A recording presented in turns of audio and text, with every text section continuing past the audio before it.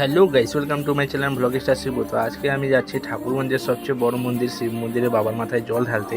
তো ঠাকুরগঞ্জের আশেপাশে যে আসো অবশ্যই চিনো সেই মন্দিরকে আমি যে জায়গায় যেতে যাচ্ছি।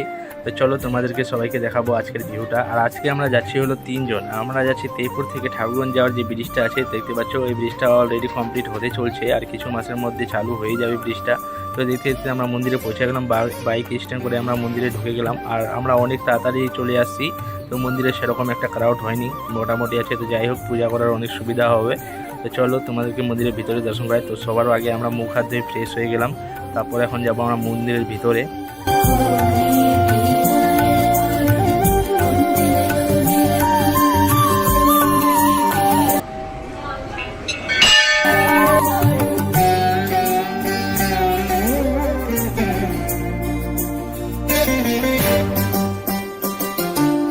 ফাইনালি আমাদের পূজা করা কমপ্লিট, চলে আসলাম মন্দিরের বাইরে। আর এখানে দেখতে পাচ্ছি এখানে প্রসাদ দেওয়া হচ্ছে, এখানে প্রসাদের রূপে দেওয়া হচ্ছে ক্ষীর আর পুরি।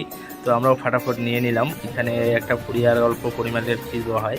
আর ট্রাই করলাম, জাস্ট সালা ওয়াও, এত টেস্ট আর কি আর বলবো, অমৃতের থেকে কম না। তো আজকের ভিডিও আমি এখানে শেষ করছি। ভিডিওটা ভালো লাগলে অবশ্যই লাইক করবে আর ভিডিওকে শেয়ার করবে। তো thank you for watching this video.